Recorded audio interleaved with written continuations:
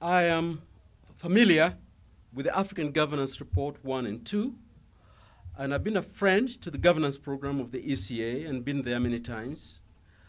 But I want to mention one thing that actually distinguishes this report, which you as journalists have been asked to cover. And it's this: that is one of the very few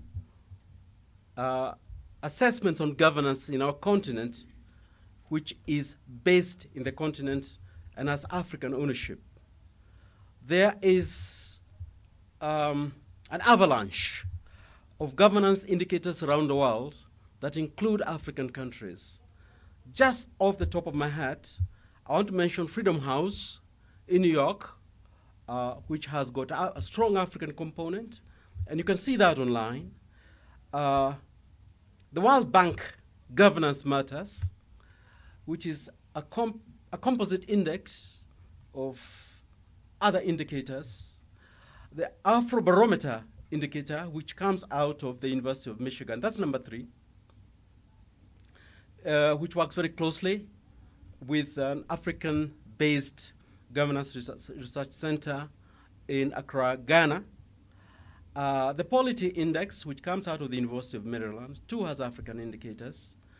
One indicator, number 5, which tends also to have a lot of coverage by you, the media in Africa, is a Failed States Index, which is done by Foreign Policy Magazine in the United States. And of course, there's Transparency International, which is represented here. It too tends to have African rankings year to year. And then, this is number 7, World Bank Doing Business. A lot of the indicators it dotes on actually concern the African governance, the capacity of African governance to process demands from the business sector, simplifying it. And therefore, it's an indicator of governance capacity to do certain things. The Economist magazine, by the way, also has a governance indicator, not annual, but you can actually log it for free. You can download it for free on the web. And then I think I mentioned the World, I didn't mention the very last one, number 10.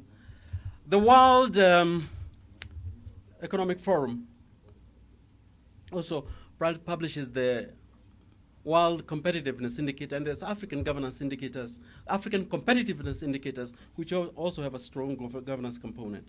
Why do I say that the African governance report from the UN ECA distinguishes itself from this? First, I said it's got African scholarship and African survey done by African institutions with participation from African governments and African experts, and is published in Africa. And that is significant in itself. It also relies on some of the other 10 indicators that I've just mentioned, as and when it feels to, including Transparency International, etc.